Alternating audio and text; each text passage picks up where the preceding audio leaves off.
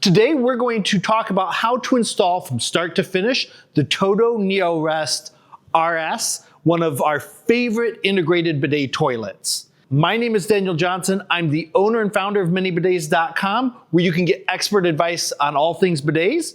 And we're going to jump right into the install so that you know how to do it once you've got yours from minibidets.com.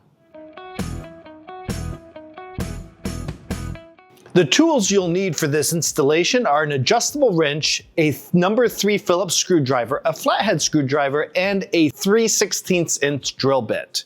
When it comes to the water supply, it's pretty particular. You're going to want about 4.5 inches off center and about 6 7/8 inches off the floor if you want it hidden behind the toilet. You have a little bit more leniency up and down, but side to side, that's exactly where you're going to want it. So the first step here is to put down the template. You can see that I'm lining it up, pulling out this perforated portion so that the template lays flat. And this allows me to know exactly where I need to drill the holes when I'm installing the toilet, installing the mounting hardware for the toilet.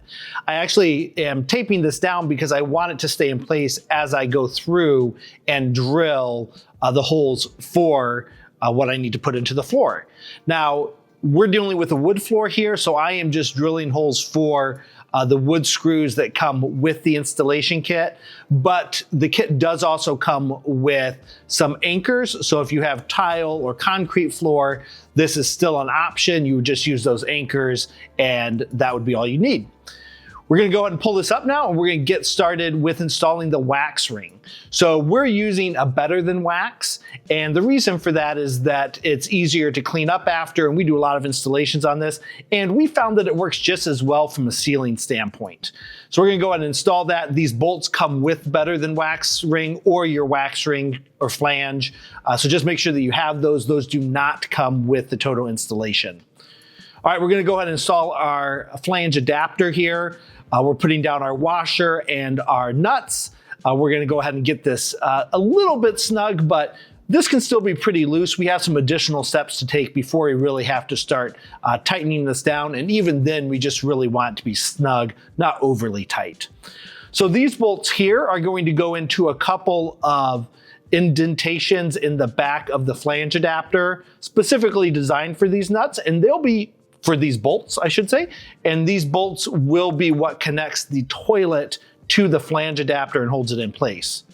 These odd-shaped washers are kind of brackets that hold those bolts where they need to be, especially once we grab the screws that hold the flange adapter in place.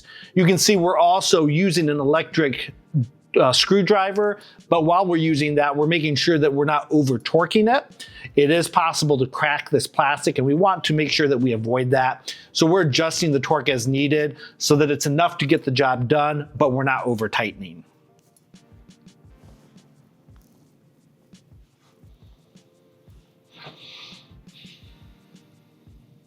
I like to go back and forth from one side to the other as I do this as well, just to make sure that everything is cinched down together and one side doesn't get overly cinched down while the other side is still really loose. So you can see that I'm doing some back and forth here as well. Once these screws are tightened down, that bolt is going to be in place and is going to work really well for holding the bowl where it needs to be.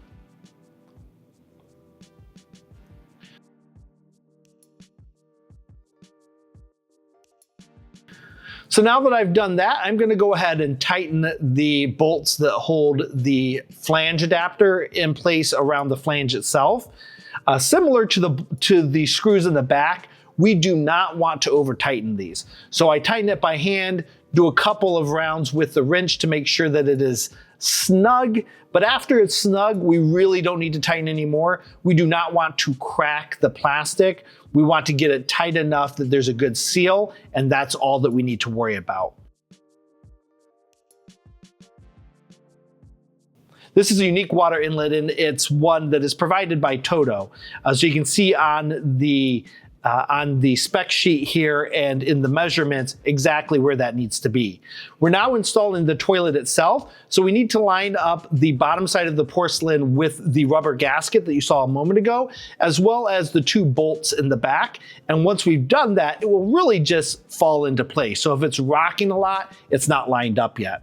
We are now connecting the brass connection from the bowl to the water supply, and you can see that that's the one that's coming straight out from the water supply. We want to make sure that we get that connection correct and we're not connecting it on the underside, and we'll talk more about that in a minute. Now I'm getting the washer and the nut on top of the bolts that we secured earlier.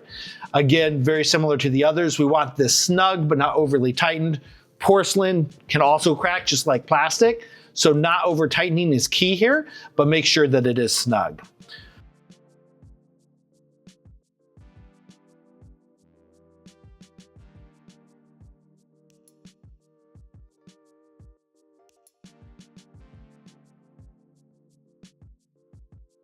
Now we're going to go ahead and put on the top.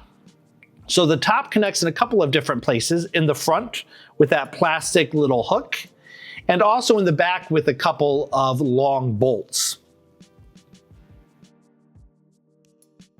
This is the first long bolt. You can see that it just slides right up through the back there, and we can tighten it down. This is another, all of these connections, another snug, but don't over tighten it. When we move to the other side, we're going to see a slightly different looking bolt, but same process, we just tighten it down, tight but not too tight. It is gonna feel like it has a bit more give than you would expect, but we're gonna talk about why that is here in just a moment. So pressing this button, we can see that we can lift the front and we can clean under it. So this is something that's designed to help you clean. You push down, that hook in the front connects, and the bolts in the back keep it from coming up and off of the toilet altogether. We're now connecting our electrical connections. The good news here is that each of these connections are unique, so you don't have to worry about plugging in the wrong connection to the wrong place. Just connect all 3 of these, and it's pretty self-explanatory where each of them go.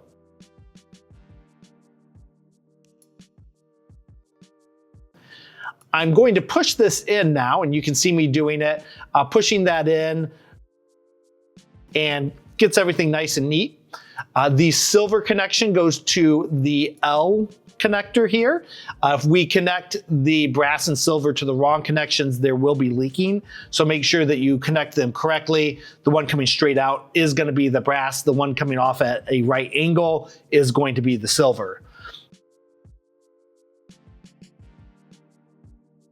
Now that we've done that, it's time to install the manual flush. This manual flush allows us to flush it once even if there's no power. And now that we've got everything installed, it's time to open up the water. So screwing this flathead allows water into the unit. The bolt that's on the outside, or the nut that's on the outside, is for actually opening it up to do the filter. So don't get the 2 of those confused. There's a little mesh filter in there.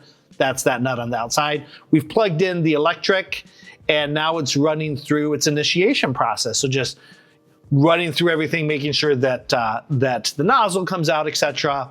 We have a couple magnetic strips on this that allow us to simply snap these plastic side panels into place. You can also tuck the outlet behind the toilet if you so desire, so keep that in mind during the installation process. And we've put both of those in place. Now the toilet is installed, ready to go. We've checked for leaks, there's none, but we haven't done the remote yet. So the battery holder on the back is a little bit hard to figure out. You want to push the button on the bottom and lift up. Once you've inserted the batteries, all that you have to do, they're 2 AA batteries, all that you have to do is simply snap that back on. So snap it there and then push down, and it'll snap right into place. So let's go ahead and test the unit. The important things to note is that there is a weight sensor that clicks here in the back, so we need to make sure that that is activated in order for the wash to run. We see the pre-mist running, and now I'm going to go ahead and start a wash by pressing the button on the remote. The nozzle is going to come out, and we can see that the wash has started. Now I can test different pressures, etc. I can test the air dryer, but I now know that it works, and once I'm satisfied, I simply let off of the seat sensor and the wash stops itself and the nozzle retracts. So if you're looking for the TOTO Neorest RS, I've got great news for you. We have an expert team at minibidets.com that can get you one for a good price, fast delivery, and offer lifetime support on that unit should you have any issues along the way. If you're curious, check out minibidets.com. A link is in the video description. And thank you so much for watching our video today. minibidets.com, where we sell mini bidets, not mini bidets.